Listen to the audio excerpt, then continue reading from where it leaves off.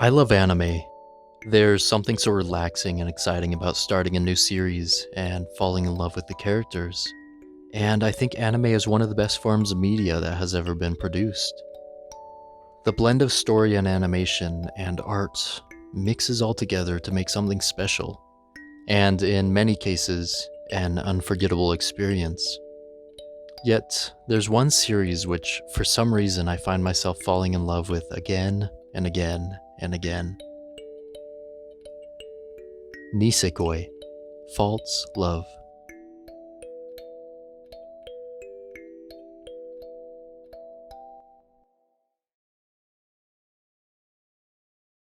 But before we begin, some context. Back in 2021, I came up with an idea. I had seen video essays about numerous topics and projects, and loved binging channels that had video essays. There was only one problem. Sometimes there was specific topics that I wanted to hear about, but had little to no videos about them, especially in depth, or things that I really cared about. So, I had an idea. Why don't I make my own video essays? And so we began, and have had quite a bit of success on some of our videos, but also ones that don't get quite the love that they deserve. Especially with my original Nisekoi video, that got a random takedown notice with no reason as to why it was taken down in the first place. We even emailed and tried to contact the person who took it down without no avail. And granted, maybe we did do something wrong, or had like a specific song or something to blame, and not to mention a channel that barely had 50 subscribers or so. Anyways, this video is an amalgamation, or a memento to the past, bringing that video into new light. And if you enjoyed today, please consider subscribing. We try to put out amazing content, but need to know people actually like what we're doing if we want to keep going. Anyways, on to the video.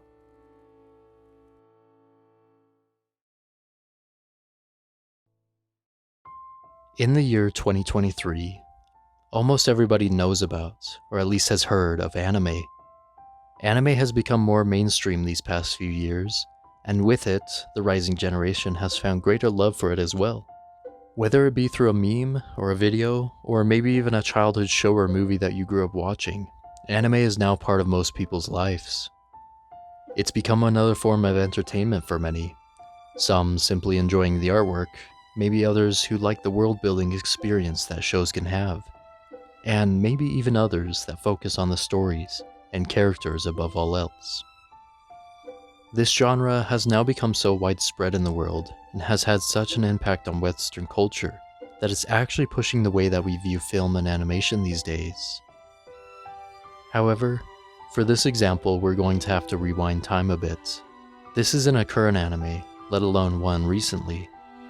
It's sometimes considered cliché or unoriginal at this point, but I promise I'll explain everything. The show in mind for today is Nisekoi, or as the secondary title puts it, False Love. I'd like to focus on what Nisekoi means to me, and not just a general overview of what the anime is about. Because yes, there's plenty to talk about the anime itself. Nisekoi is a rom-com, romance comedy, where many cliché and predictable things happen. But what I love about Nisekoi is its willingness to subvert expectations and to establish well thought out characters without being two-dimensional or tacky in the way that they feel. The story, adapted first from a manga published in Shonen Jump magazine, follows the average day life of Raku Ichigo, as well as Chitoge Kirisaki, as they are forced into a fake relationship. Before this happens, Raku lives a pretty normal life. He tries his best in school, hangs out with his friends, and even has a childhood crush named Onodera. Everything seems to go his way, and he plans on becoming a civil worker to help out the country when he gets older. Everything is good, besides for his family life.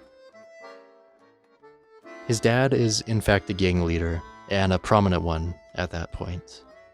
And although he worries about turf war and conflict, what Raku really wants most is to live his life and to find love.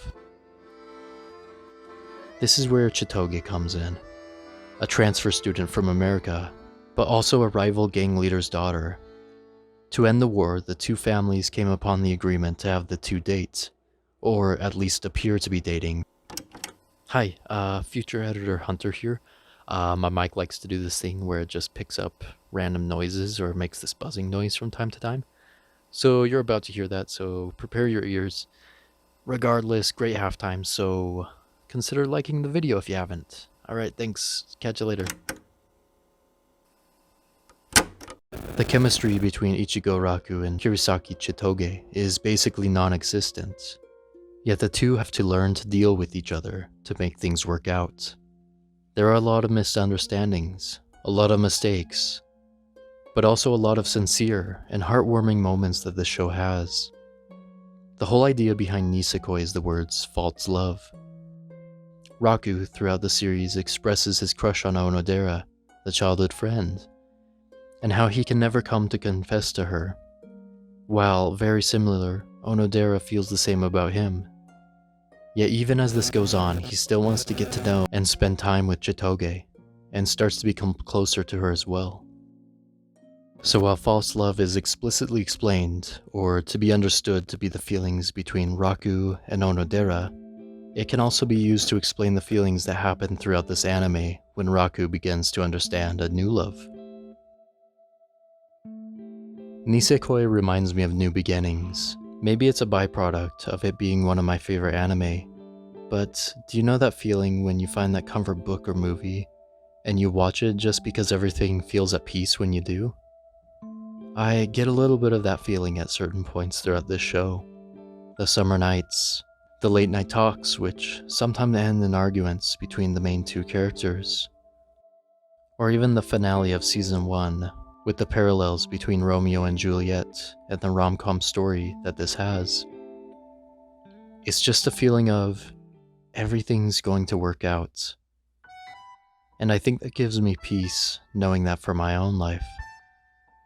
Not every moment is going to be absolutely spectacular or dramatic, and there may be a lot of sad moments which happen in day-to-day relationships. But I think we as humans enjoy hearing love stories, and hearing about relationships because it's something that we want so badly.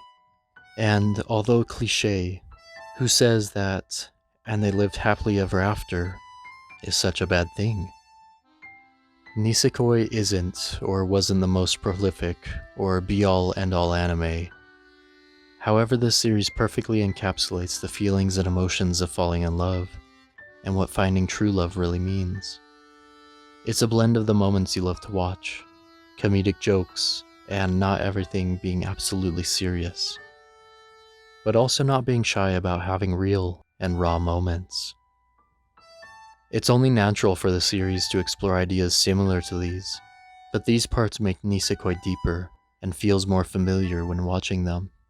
It's because we all go through similar scenarios of highs and lows, heartbreak and healing. Each one of us has our own path in life, yet sometimes we neglect the fact that the human condition has similar intersections along the way, and that many of us travelers have similar situations which we can relate to. Nisekoi is an anime not only for entertainment, but also reminds me upon every viewing to enjoy the friends and the family that you have around you. Those summer nights, the winter storms, the greetings as well as goodbyes, and even the new beginnings or the start of a new chapter. Regardless of the negatives and the parts that I don't like, this series is still an amazing story and a mini masterpiece in my eyes. Call it nostalgia or love of the characters, but I continue to come back time and time again to this series. It's a classic to me in my own right, and to be honest, most people do look back at this series in a positive manner. It was one of the most popular rom-coms of its time, and people really love and enjoy the story and characters introduced.